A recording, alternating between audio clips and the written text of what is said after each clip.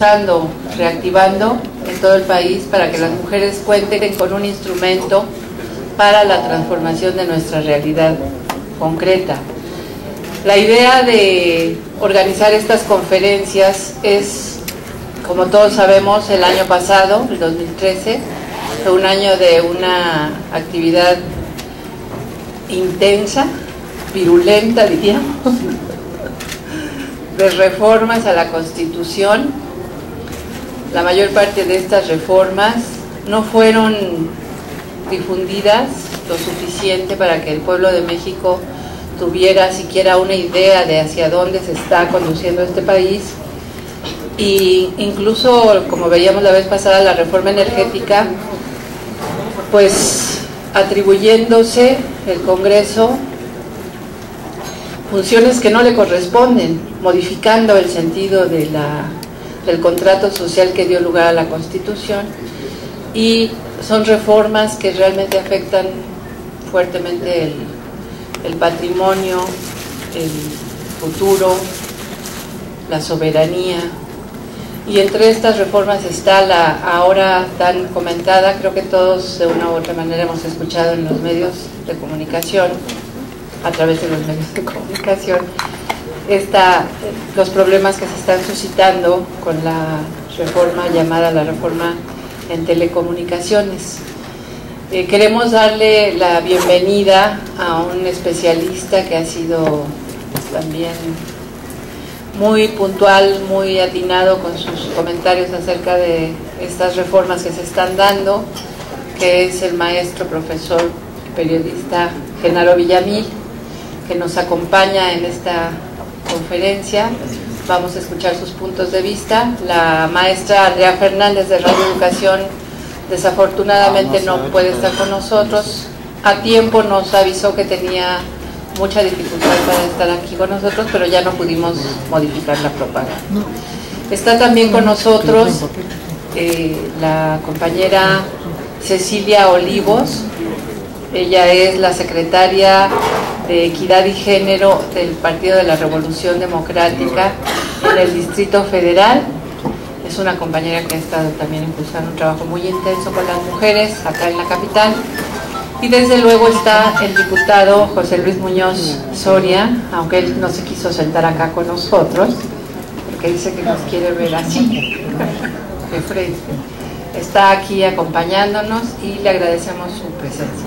También está con nosotros la compañera de la asociación Lucero Márquez, está aquí llegando, y desde luego la compañera Julissa Mejía Guardado, diputada federal, miembro de la Comisión de Puntos Constitucionales y de la Comisión de Igualdad de Género. Y bueno, y de muchas otras comisiones. Le digo que ya a diario oímos que anda investigando Monex y que anda organizando cuanta cosa. Pues le damos, sabe que cuenta con un amplio respaldo y también le damos la bienvenida. Esta mesa la va a conducir la compañera Cecilia Olivos y le pasamos el micrófono. Bienvenidos. Aquí dice puntos. Pues buenos días, compañeras, compañeros, buenos días, invitadas, invitados. Gracias por acompañarnos a la conferencia ¿A quién le sirve la reforma en telecomunicaciones y qué hacer?, que tan atinadamente coordina nuestra diputada Julissa Mejía. Como ustedes saben, esta reforma fue promulgada el 10 de junio, 13, perdón. ¿Esa fue otra? Y ha sido centro de intensos debates sobre su efectividad y beneficios. Le queremos dar la palabra primero que nada a la diputada Julissa, que nos comente pues esta iniciativa. La reforma en telecomunicaciones se llevó a cabo el año pasado.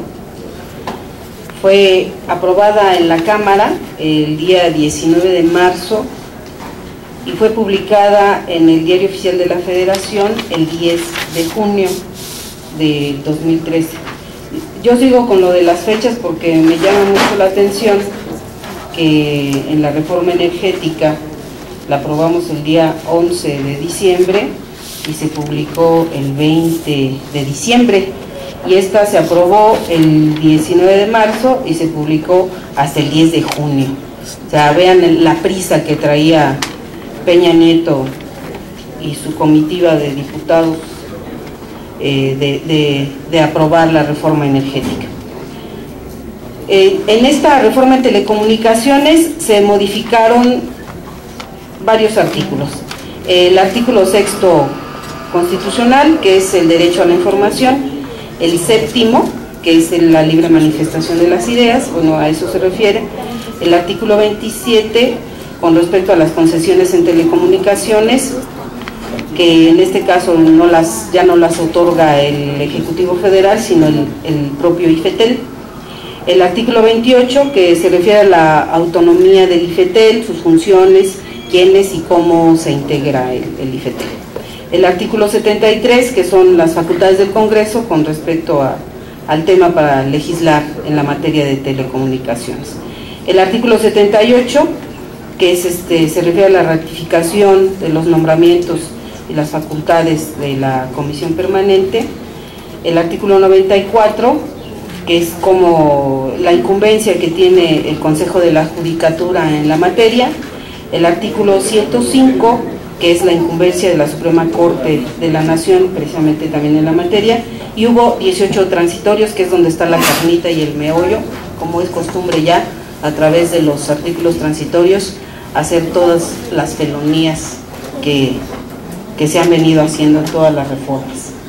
Lo comentó la diputada Julissa, esta reforma abordó temas fundamentales como la posibilidad de terminar con el duopolio televisivo, la creación del Instituto Federal de Telecomunicaciones, el acceso a las tecnologías de la información, incluido por supuesto el acceso a internet de banda ancha, y un sinnúmero de temas que podrían parecernos lejanos. Sin embargo, cada día, cada momento, somos usuarios, somos consumidores, somos espectadores. A todos nosotros nos afecta de manera directa y colateral esta reforma. Y justo para hablarnos más a fondo de a quién le sirve esta reforma en telecomunicaciones, tenemos a nuestro invitado, el maestro Genaro Villamil, que nos acompaña, y voy a leer, antes de darle la palabra, una breve semblanza para que conozcamos en lo que está metido, en lo que ha trabajado. Genaro Villamil inició como reportero y coordinador de la unidad de análisis especializado en el diario El Financiero. Ha sido coordinador de asuntos especiales en el periódico La Jornada, donde publicó su columna dominical República de Pantalla. Fue coautor con Carlos Monsiváis de la columna Por mi madre Bohemios entre 1999 y el 2010. Publica en La Jornada y en Proceso. Impulsó la Ley de Transparencia y Acceso a la Información Pública, que dio origen al Instituto Federal de Acceso a la Información y Protección de Datos. Fue coordinador de la Unidad de Información, Comunicación y Análisis dentro del Gobierno del Distrito Federal de 1997 al año 2000.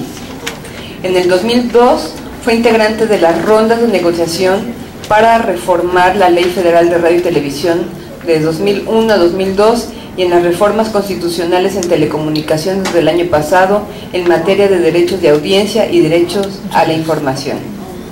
Actualmente es reportero de la revista Proceso, profesor de estudios de audiencia y de la materia Sistema Político Mexicano en la maestría de Periodismo Político en la Escuela Carlos Septién, y es colaborador en distintas revistas especializadas sobre política, comunicación y medios, y además de dar conferencias y talleres sobre estos temas. Entre sus obras encontramos La televisión que nos gobierna, La guerra sucia, del 2006-2007, en coautoría con Julio Scherer, Si yo fuera presidente, el reality show de Peña Nieto, del 2009, El sexenio de Televisa, del 2011, Peña Nieto, El gran montaje, del 2012. Pues le damos la palabra a Genaro Villamil. Muchas gracias. Gracias a la diputada, a la NAM por la invitación, a ustedes por estar presentes. Es un tema aparentemente complejo porque justamente lo han hecho complejo o técnico para que no lo entendamos, ¿no? O para que parezca como un asunto de entelequia, igualito que el asunto energético. Y lo que a mí me gustaría es sobre todo ser muy didáctico en los términos en los que se va, o de lo que estamos hablando cuando hablamos de una ley de telecomunicaciones, cuando hablamos de convergencia, cuando hablamos de medios digitales, cuando hablamos de Moscarri, Mossofer, que es el tema que estuvo en los medios en los días últimos, cuando hablamos de predominancia y todas esas jaladas. Entonces parecería que es como medio confuso el asunto, pero aquí yo les quiero sugerir que veamos a las telecomunicaciones como si fuera una guerra de cárteles. Es exactamente lo mismo que en el narcotráfico. La única diferencia es que aquí supuestamente no hacen nada ilegal, supuestamente, pero extorsionan igual, pagan cobran derecho de piso igual. O sea, ¿cuál es el derecho de piso en telecomunicaciones? Pues el derecho a acceder a la pantalla, ¿sí? El derecho a tener un servicio de telefonía y de redes sociales moderno, y pelean por territorios. La única diferencia es que son territorios en el espectro radioeléctrico, ¿no? y en las redes de telecomunicaciones, que son dos nociones distintas pero ya absolutamente unidas. Cuando hablamos de redes de telecomunicaciones, ¿sí?, que ese es un término que se usa muchísimo para hablar y para regular, las redes de telecomunicaciones no son el aire, tienen que ver con los sistemas de transmisión de datos y de telefonía a través de los cuales nos comunicamos. Puede ser el cable, puede ser la fibra óptica, puede ser el internet de banda ancha, ¿sí?, el sistema Wi-Fi y todo esto, las diferentes tecnologías, o puede ser también satélites, ¿no? Esas son las redes de telecomunicaciones. ¿Qué son las redes? ¿Qué es el espectro radioeléctrico? El espectro radioeléctrico no son redes.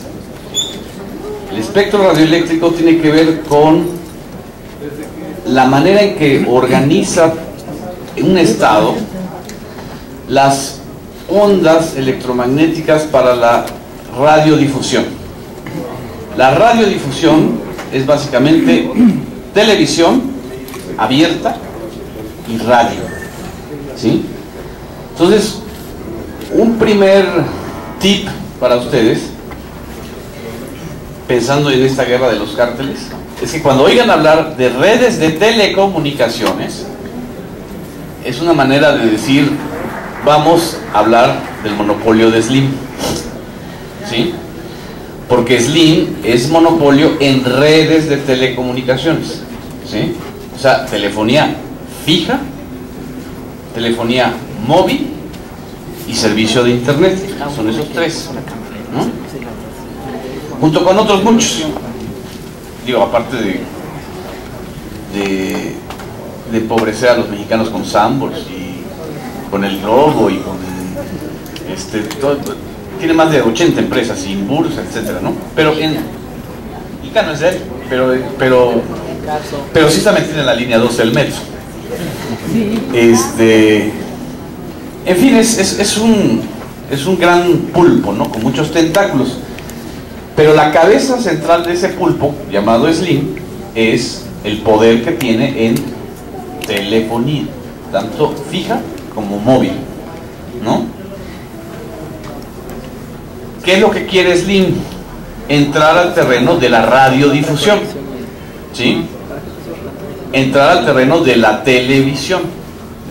Y desde hace 15 años hay una disputa por eso, ¿no? Si hay dudas me preguntan, ¿no? Me pueden interrumpir todo esto para precisar ciertas cosas, ¿no?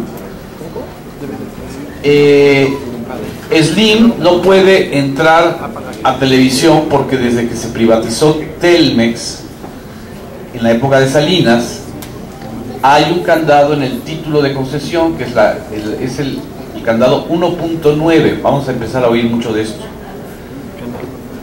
que le prohíbe al concesionario de Telmex, o el que se quedará con Telmex, dar servicios de audio y video. Cuando hablamos de audio y video, estamos hablando de radiodifusión, estamos hablando de tele, ¿no? En cualquiera de sus modalidades, es decir, tanto en la modalidad de televisión abierta como en la modalidad de televisión restringida, ¿no? Y en el caso de Televisa y de TV Azteca, ¿qué es lo que ellos controlan? Ellos controlan el espectro radioeléctrico, ¿sí? O sea, ellos controlan las redes de radiodifusión, sobre todo en materia de televisión, ¿sí? Ellos tienen el 99%, no, el 90% de las concesiones que el Estado ha otorgado para televisión abierta. Por eso son un duopolio. Más es fuerte el caso de Televisa, porque Televisa tiene el 70% de las concesiones de televisión. Cuando estamos hablando del 70% de las concesiones, no estamos hablando de los canales que nosotros vemos en televisión. Los canales, por ejemplo, el canal 2, el canal 5, el canal 9, que son de Televisa, el 4, son canales de difusión que están enlazados a través de una serie de frecuencias, que esas son las que son concesiones. ¿Sí me explico? Es decir, en todo el país, por estados, hay concesiones. El territorio de Televisa es muy grande porque abarca todo el país. Es la única televisora que abarca y llega al 90% del territorio mexicano. Por eso el poder de Televisa, por eso el poder del Canal 2. En realidad, el músculo de Televisa se llama Canal 2, ¿no? En este país, solo 4 cosas llegan hasta el último rincón de México: la Coca-Cola, el PRI, la Iglesia Católica y Televisa, el Canal 2.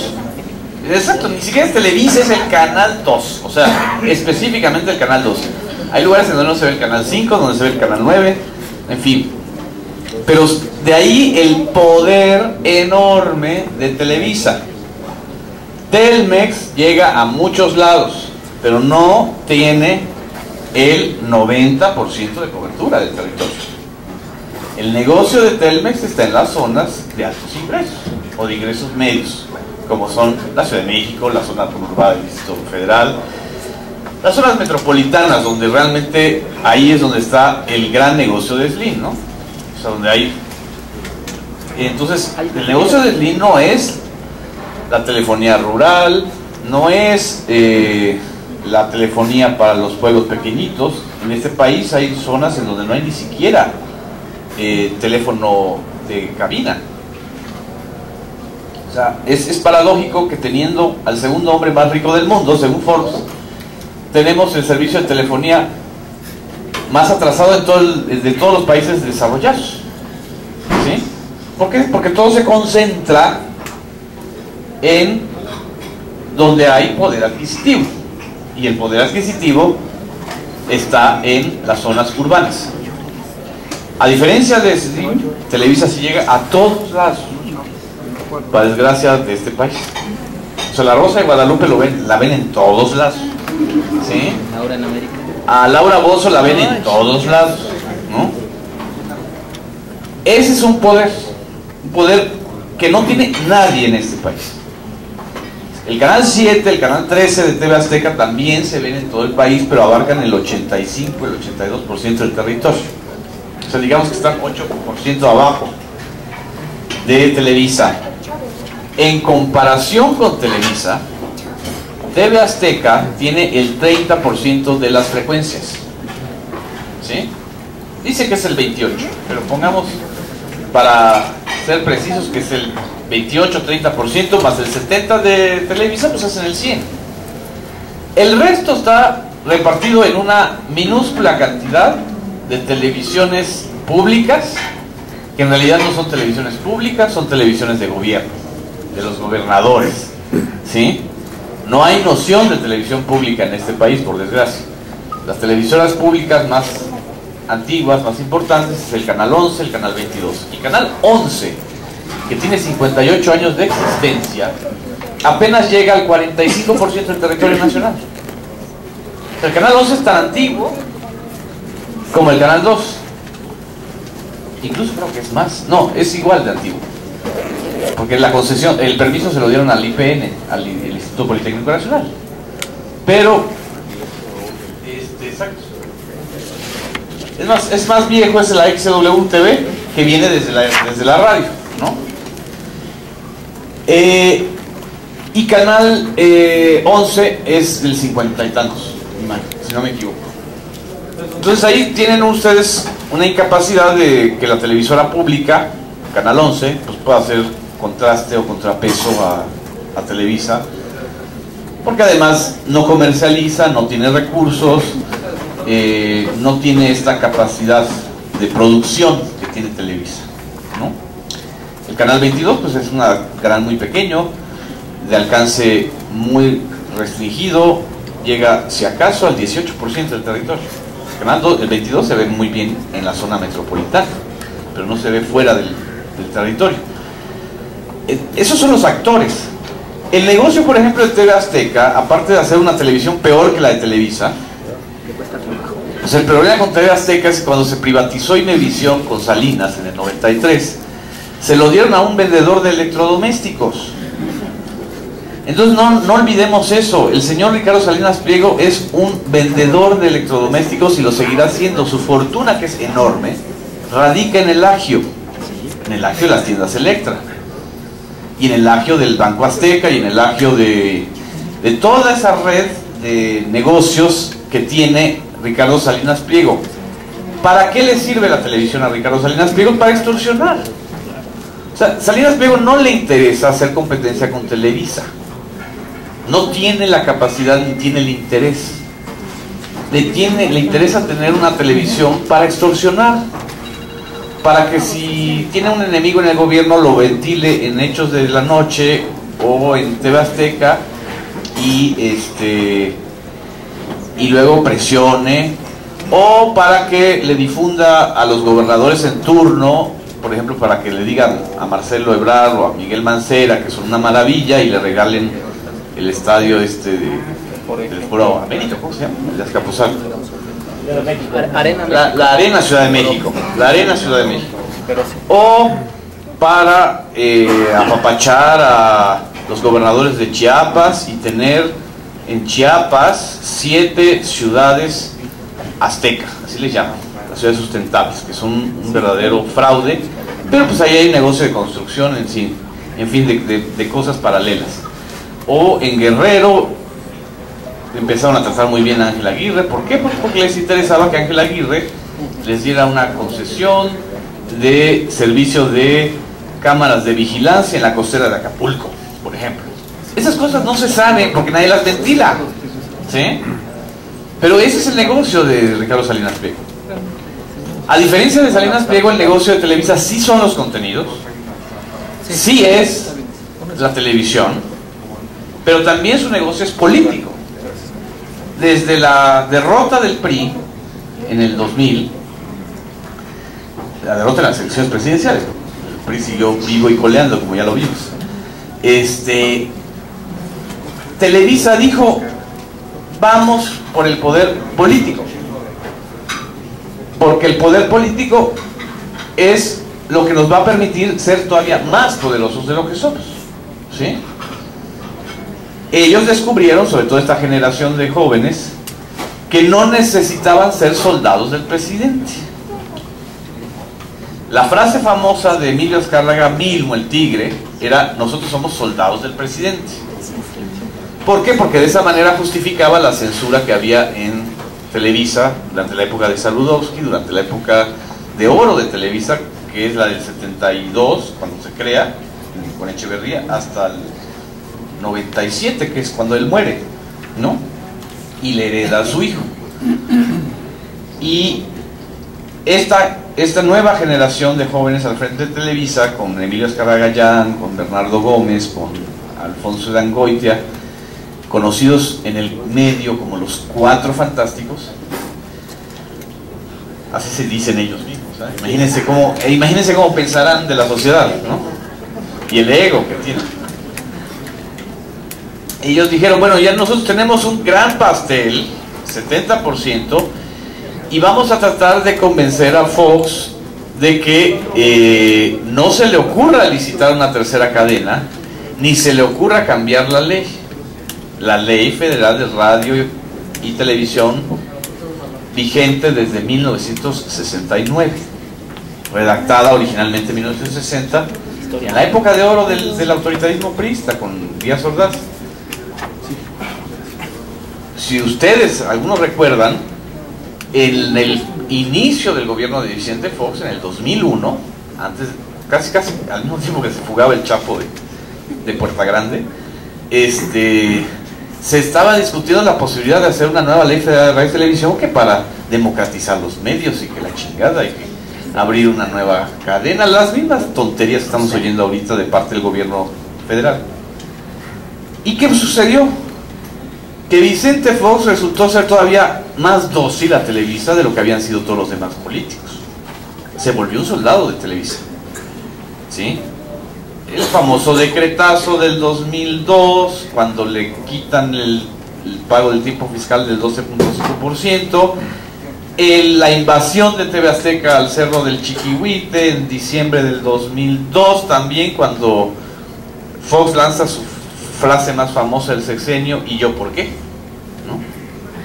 O sea, cuando le dicen, oiga, ¿no va usted a intervenir en un asalto a torres de telecomunicaciones que son públicas? Y él dice, ¿yo por qué? Es un asunto privado. En ese episodio, o en ese sexenio, es cuando ellos dicen, vamos ahora a entrarle al territorio Telcel, o al territorio de Slim. Vamos a entrar a las telecomunicaciones, ¿sí? Es justamente en este periodo, del 2000 al 2006, cuando Televisa empieza a entrar, ahora sí como en la lucha de los cárteles, al territorio de Carlos Slim. ¿Cómo entra Televisa al territorio de Carlos Slim? ¿Alguien sabe? ¿No? Empieza a comprar televisiones de cable. La televisión de cable es telecomunicaciones, ¿sí? O sea, la televisión restringida, Sky, Cablevisión, Cable Más, Dish, todas estas compañías son reguladas por la Ley Federal de Telecomunicaciones, ¿sí? No por la Ley Federal de Radio y Televisión, porque son consideradas redes de telecomunicaciones, porque son señales que llegan vía cableado, vía satelital o vía fibra óptica. En México no existe televisión vía fibra óptica, pero podría existir y sería muy barata, por cierto. Exacto. Entonces le entran a ese territorio y empiezan a comprar. Ellos siempre eran dueños de Cablevisión nada más, que por cierto Slim fue el socio de Televisa en Cablevisión, era el dueño del 49%, y Slim todavía tiene una pequeña participación accionaria en Cablevisión, cosa que nunca dice Televisa cuando lo está acusando de ser socio de Dish, por ejemplo. O sea, también es socio de ellos. O sea, que por debajo del agua también hacen negocios. O sea, es pura faramaya, pero bueno. Ellos empiezan a comprar televisoras, y empiezan a comprar televisoras por cable, y empiezan a comprar también telefónicas, o sea, empresas de telefonía. Vestel, o Perves ahora se llama, que es una empresa que no da servicio al público, sino más bien da servicio a las grandes instituciones del gobierno federal, al IMSS, a la Secretaría de Hacienda, a la SEP, por ejemplo, que son macros, o sea, que son las dependencias más grandes del gobierno federal, ellos entran como contratistas para recibir contratos millonarios de servicio de telefonía interna o de servicio de internet interno, ¿sí? Luego entonces también se dedican al negocio de la extorsión. O sea, por eso también tienen un interés político, ¿no? ¿Sí? Junto con este interés de entrarle a las telecomunicaciones, al mismo tiempo Televisa se da cuenta de que ellos pueden, a través de su pantalla, derrumbar o impulsar a un candidato siempre y cuando el político les pague dinero, ¿sí? Y ahí entra el modelo Peña Nieto, ¿sí? El modelo de Enrique Peña Nieto es el resultado de esta segunda época de Televisa, en donde ellos ya van por el poder político a partir de hacer negocio, ¿sí? Y se dan cuenta que un perfecto desconocido llamado Enrique Peña Nieto, que hace 7 años o 8 años ni los mexiquenses lo conocían, ni los mexiquenses, y en menos de 6 años se convierte en el segundo político más identificable por la población después de López Obrador. Ese logro, entre comillas, es el resultado del poder de la televisión. No nos vengan con jaladas, o sea, que no diga Peña Nieto que él no le debe nada a la televisión, porque sin la televisión jamás hubiera sido reconocido como es reconocido ahora y antes de ganar entre comillas las elecciones del 2012, ¿sí? ¿Y por qué lo hacen? ¿Y por qué van con Peña? En primer lugar, porque el Estado de México representa para ellos el 40% de sus ingresos políticos.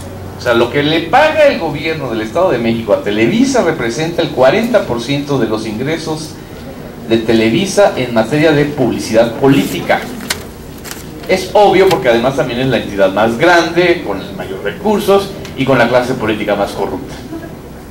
Entonces, lo mismo que están haciendo con Peña, lo están haciendo con Erubiel. Chéquenlo, ayer ni siquiera mencionaron lo del Hell and Heaven. Y todos los días hay la hora de Erubiel Ávila. A las 10:55 de la noche aparece el Chapitas diciendo algo. O sea, no importa si es noticioso o si no es noticioso, él aparece. Eso es pagado. Pero además el caso de Peña es más interesante porque ellos derrumbaron a su padrino, Arturo Montiel. Es técnica de los Zetas. O sea, yo te difundo un video escándalo de corrupción. Lo de Arturo Montiel y su corrupción se sabía siempre, y lo publicó Proceso, y lo publicó Reforma, y lo publicó La Jornada, pero Televisa no hacía nada porque Montiel les daba mucho dinero también, ¿sí? Les regaló terrenos en Valle de Bravo, les daba mucha lana en publicidad política, en fin. Pero alguien les pagó más que Montiel para que derrotaran a Montiel. Ese alguien se llama Roberto Madrazo. Así juegan. Por eso les digo, hay que entender este juego como un juego de los cárteles.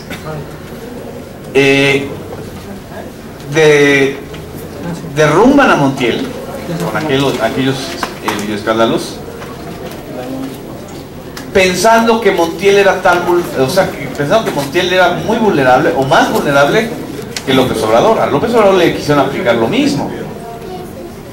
O sea, a López Obrador le quisieron aplicar lo mismo en el 2004 con los videoescándalos de hace 10 años. ¿Por qué? Porque alguien pagó para eso. Ese alguien, ya lo sabemos, lo acaba de decir Ahumada, fue Salinas, ¿sí? Salinas le compró los videos con la gran demócrata llamada Rosario Robles. Entonces se metieron a hacer ese business, y Televisa lo hizo porque les pagaron, no porque sean democráticos ni que les importe la izquierda, la chingada. Ellos, por eso les digo, son extorsionadores. Llegan y va a ver, me pagas tanto y yo difundo este video, ¿no? Lo hicieron con López Obrador. López Obrador no depende ni dependió tanto de la televisión para su ascenso político como otros políticos. y no tiene cola que le pisen como esos otros políticos. Por eso precisamente no lo han podido derrumbar, ¿sí? Y vaya que han habido intentos reiterados, ¿sí? Reiterados, constantes, bla bla bla, desafuero, videoescándalos, el 2006, el 2002, en fin, todo eso. Pero en el caso de Peña sí, Peña era muy vulnerable. ¿Por qué? Porque era el secretario de finanzas de Montiel. O sea, Peña firmó todos los cheques que tenían que ver con el desfalco de Montiel. Entonces le dicen: a ver, papito, estás muy guapito, pero nos vas a pagar un convenio, un contrato, para que nosotros te asesoremos, te llevamos a la presidencia, te ponemos novia, te ponemos todo, y no hablamos de tu caso, no vamos a mencionar cómo estás involucrado en el caso de Montiel, ¿no? Entonces, pero ¿sabes qué? Tienes que pagar, ¿sí? Tienes que pagar 640 millones de pesos al año, 720, o sea, 3.500 millones de pesos fáciles pagó en 6 años Enrique Peña Nieto para llegar a la presidencia, ¿no? Solo a Televisa, aparte le pagó TV Azteca, aparte le pagó a las radios, aparte le pagó a varios medios de impresos, en fin. Sí, y digo, órale, pues que así me salvo y así vuelvo chance y me vuelvo presidente, ¿no? Y se volvió presidente, ¿sí? Es una construcción. Esa fue la segunda demostración muy clara de que ya iban por el poder político, de que van por el poder político, aparte de que en San Lázaro tienen diputados que trabajan para ellos, en el Senado también, la famosa telebancada. Pero todo esto inició de manera muy clara con la ley Televisa, ¿sí? Y ahí es donde yo también creo que es importante que nosotros tengamos claro que esto que estamos viendo ahora tiene su antecedente principal en la ley Televisa. ¿Qué era la ley Televisa? En esencia es lo mismo que ahora, menos ambicioso, pero era unir la legislación de telecomunicaciones, o sea, de telefonía y de internet, con la ley de radiodifusión, hacer una sola ley. En esa sola ley permitir que Televisa pudiera entrar a telecomunicaciones, que se quedara con más espectro y que pudiera dar servicios y que se les renovaran automáticamente las concesiones forever and ever, ¿sí? Ya Vicente Fox les había renovado las concesiones hasta el 2021, ¿eh? Ellos querían que el refrendo fuera automático. Una serie de privilegios que ahorita sería muy largo detallar, pero que fue una demostración muy clara de cómo Televisa quería incidir e influir en una ley para beneficiarse a sí mismo. Y el momento era clave, era el momento del año de la elección presidencial.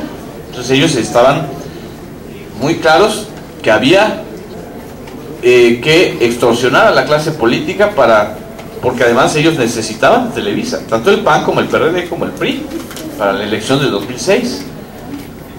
De hecho, aquí en la Cámara de Diputados fue donde se aprobó fast track la ley Televisa.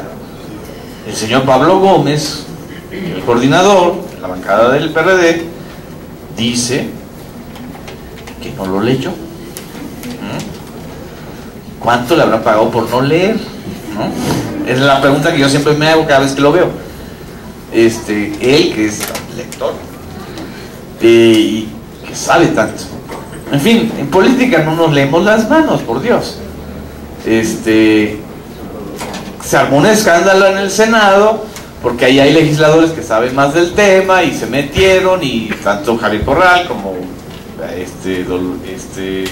ex dirigente nacional del PRI, Dulce María Sauri, Manuel Bartlett, y el propio López Obrador se dio cuenta de esto. Se dio cuenta de que si le permitía eso iba a ser televiso dependiente para toda la vida, ¿no? Entonces López Obrador, que no entendía el tema en el 2006, tuvo que recular y les dijo a los senadores: ustedes voten en contra. Y afortunadamente votaron en contra los del PRD, coordinados por entonces por Jesús Ortega, por cierto. Con todo y que Jesús Ortega es un gran demócrata, pues ahí por lo menos actuó muy consecuentemente la bancada del PRD, pues porque había una línea de López Obrador de vamos a recular en lo que pasó en la Cámara de Diputados. Aún así se aprobó en el Senado, pero luego la Suprema Corte de Justicia, por una acción de anticonstitucionalidad de 47 senadores, echó abajo la ley Televisa. Desde que se echa abajo la ley Televisa, no había vuelto a haber un intento tan claro de reforma a las telecomunicaciones y a la radiodifusión como el del 2003, como el de hace un año. Y aquí llego a esta etapa actual. ¿Por qué? ¿Por qué la reforma de telecomunicaciones del 2013?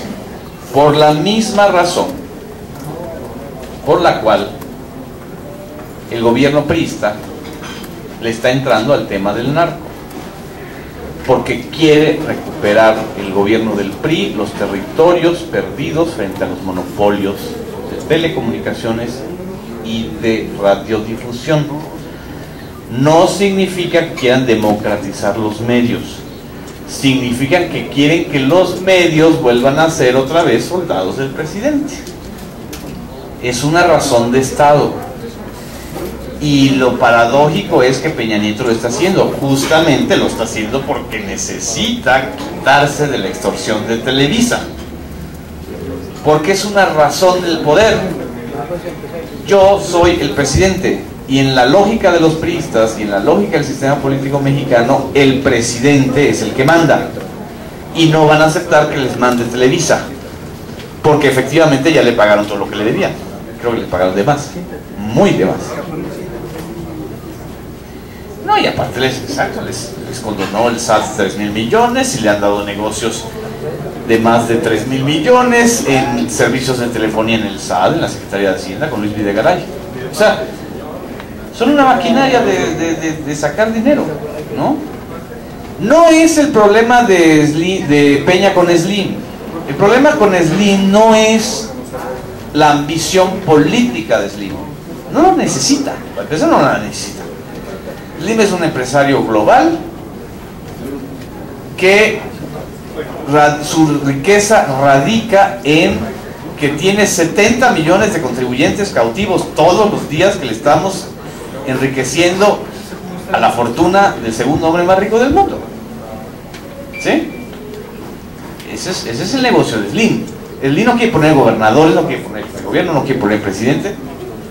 ¿Por qué? Pues porque su business es hacer dinero. Y vaya que lo hace, ¿no? Pero, y si quiere entrar al territorio de Televisa en materia de televisión, porque Televisa ya entró a su territorio, a telecomunicaciones. Y porque ellos dicen que ya están cansados de tanta extorsión de Televisa. Además, aquí hay un falso debate, como si fuera los que estamos a favor de Slim y los que estamos a favor de Televisa, ¿no?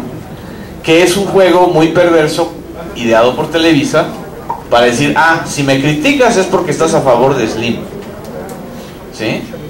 ¿Qué es lo que les está pasando a los diputados y a los legisladores que quieren ponerle un freno a esta ambición de Televisa, ¿no?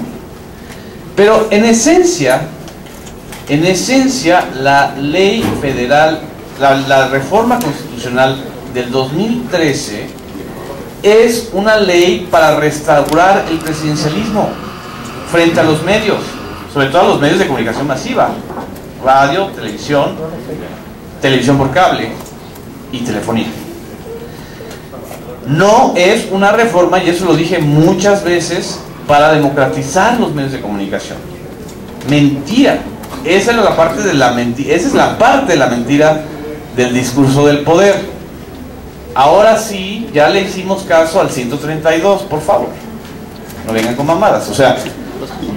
Entonces, en ese paquete también están afectando a la sociedad. Porque lo que se busca es el control de los contenidos. en redes sociales, en medios de comunicación masiva y en medios de comunicación cibernéticos, ¿no? Entonces, no nos vayamos con la finta. No es estar a favor de Televisa o a favor de Telmex, es cómo se democratiza esto que es un servicio público, ¿sí? Entonces, en estos últimos días, lo que hemos visto es la guerra de los cárteles, ¿sí? Pero por debajo del agua, y aquí tengo uno de los borradores de la iniciativa de la ley secundaria de telecomunicaciones, quieren colarnos las medidas de control de los medios de comunicación. Nada más para ponerles un ejemplo, en uno de los artículos de este borrador, que ya modificaron al parecer por lo que se publicó en Proceso esta semana, dice: quedan prohibidas todas las transmisiones y difusión de noticias que alteren el orden público y la seguridad pública. O sea, todas. Todo puede alterar el orden y la seguridad pública, ¿no? Todo. Y más, si quien va a definir eso es la Secretaría de Gobernación. Imagínense al chino. O sea, definido, pues tú estás alterando el orden público, bájate de tu concesión. Otro artículo, son 5 artículos muy censores. Otro artículo decía, el concesionario de redes de telecomunicación, o sea, la compañía que dé un servicio de redes de telecomunicación, es decir, las compañías que den servicios de internet, están obligados a bajar aquellos sitios de internet que contengan información que altere la seguridad pública, ¿sí? Es otra vez colar el asunto de la censura en redes sociales. ¿Por qué la censura en redes sociales? Porque evidentemente Peña Nieto construyó una gran mercadotecnia basada en la televisión, y evidentemente eso que fue tan obvio para muchos es todo lo contrario en las redes sociales. Por eso el 80% de los tuiteros le hacen una mega mentada a Peña Nieto y se vuelve trending topic. Por eso el 70% de los usuarios de Facebook odian a Peña Nieto, o la gran mayoría de los videos en YouTube son en contra de Peña Nieto. ¿Por qué? Porque son los únicos medios hasta ahora que no están controlados por un monopolio de contenidos. Google, Facebook, Twitter son monopolios de infraestructura, pero no de contenido. El contenido lo definimos nosotros, o sea, cada quien. Esa es la peor pesadilla para un gobierno autoritario, ¿sí? O con intentos autoritarios. ¿Por qué? Porque no van a poder controlar, ¿sí? La obsesión de cualquier gobierno autoritario es el control, ¿sí? Y en este episodio tan importante de la concreción de las reformas de telecomunicaciones, yo les sugiero que se fijen mucho en aquellos artículos y textos que tengan que ver con meter controles, ¿sí? Porque se trata de regresar al Díaz Ordazismo, ni siquiera al salinismo, ni siquiera al salinismo, es al Díaz Ordazismo, pero en sentido neoliberal, ¿sí? Díaz Ordaz no era neoliberal en términos estrictos, era un hombre autoritario, pero del nacionalismo revolucionario, Aquí se trata de retornar al Díaz Ordacismo, pero neoliberal, ¿no? Y entonces va a jugar al árbitro entre Televisa y TV Azteca. Perdón, entre Televisa, TV Azteca y Telmex, ¿no? Son estos episodios. Hace una semana declaran la preponderancia de Televisa y de Telmex. No les van a quitar un solo megahertz, no les van a quitar un solo canal, no les van a disminuir nada de su infraestructura. Les afecta o les afectan en ciertos segmentos del negocio, como en la publicidad, por ejemplo. La publicidad, en la medida en que les prohíben tener derechos de exclusividad sobre transmisiones relevantes, les dicen ellos, como los mundiales, como los... ¿sí? Y a Telmex la obligan a compartir su red y su infraestructura con otros y a evitar el cobro del roaming nacional, por ejemplo. Son medidas muy concretas. Y lo obligan a que nos manden unos SMS donde te digan, te voy a chingar. Por cada mensajito que tú mandes te va a costar tanto. O por cada prepago que tú pagues te va, ¿sí? Se lo están obligando a decirnos que nos van a chingar. No lo están obligando a que bajen las tarifas, ¿sí? No van a bajar las tarifas de telefonía. Ellos dicen que entonces cuando ya haya más competencia, cuando lleguen pero además lo peor en México es que la competencia en telefonía es igual o peor que Telcel. O sea, Telefónica, Axtel y Usacell son peores, ¿sí? Entonces tenemos un problema ahí de estructura en telefonía. Y en el caso de la televisión, ellos dicen, ya ven, Peña Nieto no depende de Televisa. Ya se fajó los pantalones, ya se madrea hasta la gaviota, y perdón por ser tan explícito, y ya va a licitar 2 cadenas. ¿Ya ven? Sí tiene pantalones. A ver, lo de las 2 cadenas de televisión.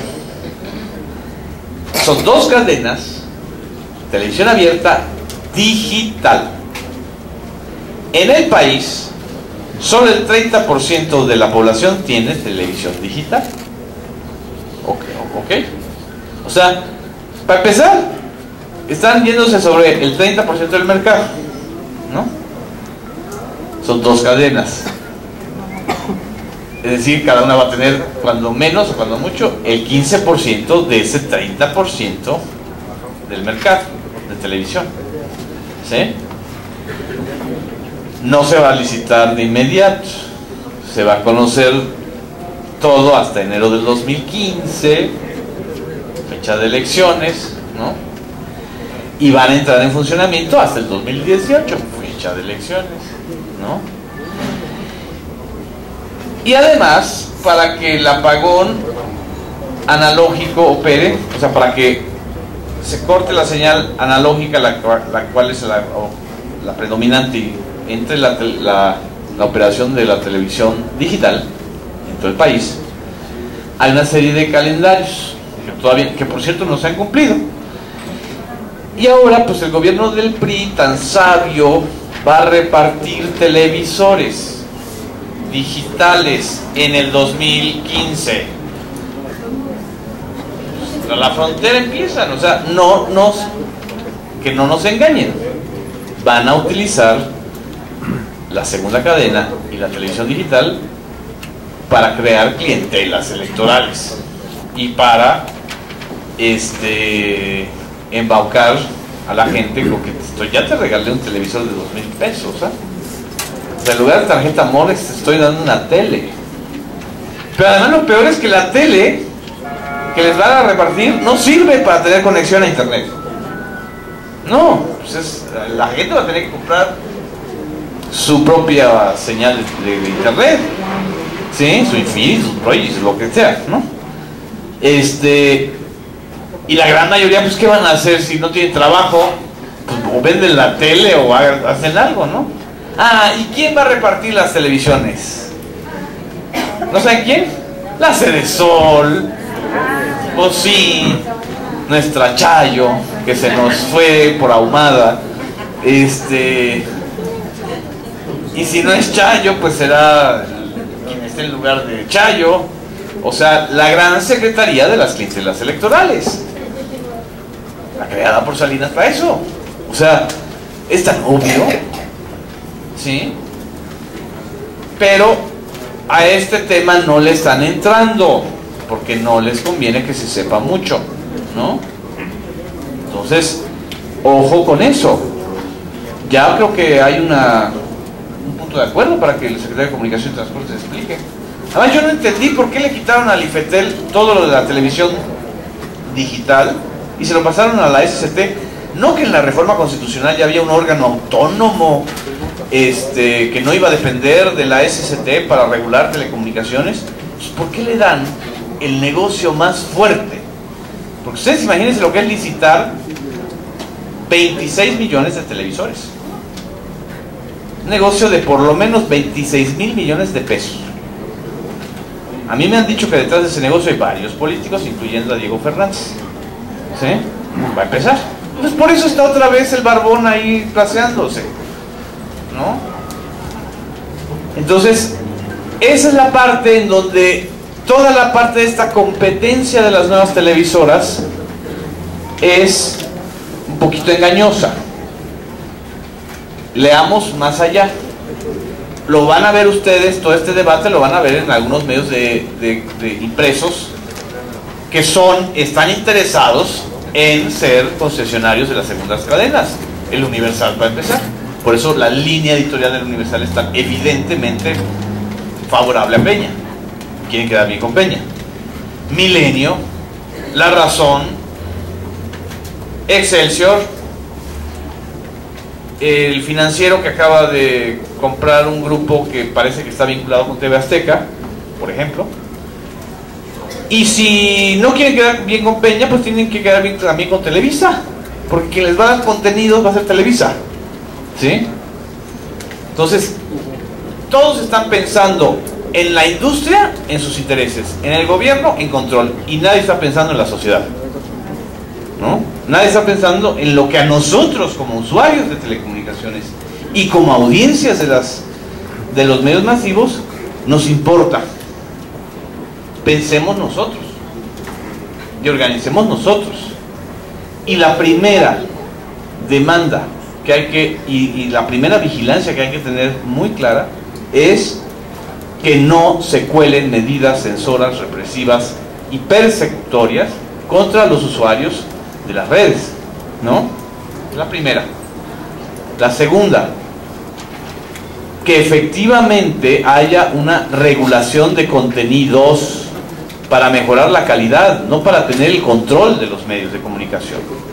En esta ley hay todo un apartado de derechos de las audiencias que es nuevo, pero es incompleto, ¿sí?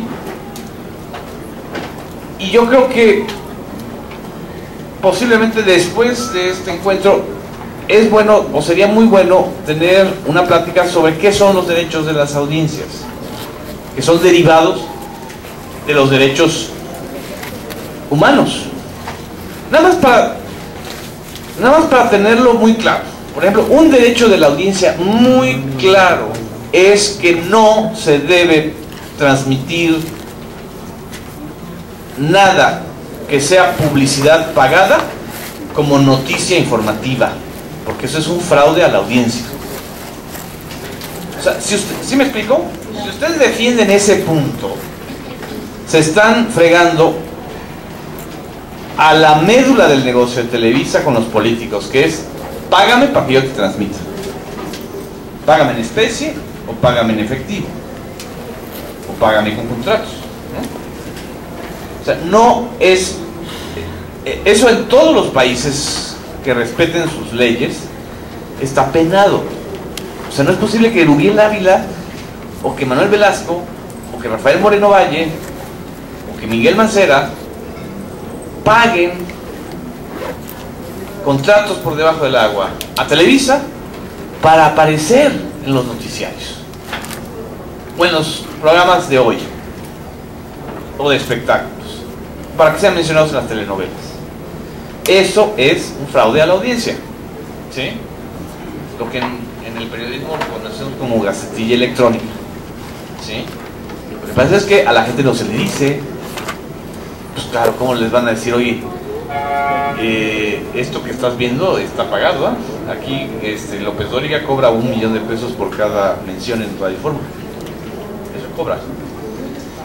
Barato, ¿no? O sea, por eso les digo, son extorsionadores, ¿no? Y los políticos tampoco lo dicen, pues, porque dicen, a ver, chulito, ¿y de dónde sacaste ese dinero que no está registrado en ninguna cuenta pública? Pues es que me llegaron como unas maletas de dinero en efectivo, creo que de la última letra del abecedario, para que yo les dejara cobrar el derecho de piso, y con eso pues yo pago también a los medios, y los medios inventan una caravana que se llega hasta Nicaragua y Costa Rica para depositar ese dinero. O sea, lo del escándalo de la caravana de las camionetas de Televisa tiene que ver con esto. Es cómo lavan ese dinero. Nada más para que se den cuenta de lo importante que es ese elemento del derecho de audiencia. O sea, cómo está vinculado a todo un negocio, ¿sí? A todo un negocio que tiene que ver con eso, con la extorsión, con el lavado de dinero, con la transmisión de publicidad disfrazada de noticia o de entretenimiento. Eso hay que defenderlo también. Y así como muchos otros que tienen que ver con programación hacia la niñez, respeto a la integridad de las mujeres. El 80% de la publicidad de los medios de comunicación son sexistas, denigrantes para la condición de la mujer, la convierten en objeto, y ya no les digo, porque ustedes lo saben mejor que uno, todo lo que tiene que ver con contenidos de telenovelas, ¿no? ¿Sí? Todo el asunto de la mujer mala, la mujer bruja, la mujer buenísima, la mujer que es pura, la que sí deja de ser virgen, deja de ser pura y casta, y bla bla bla bla bla. O sea, toda esa construcción simbólica de las culpas que la televisión mexicana les ha introyectado a millones de mexicanas. Eso es derecho de audiencia, basta de eso, ¿no? En fin, creo que ya me eché mucho rollo. Espero que sea útil esta como identificación desde mi punto de vista de cómo está la parte de esta disputa. Pues muchas gracias.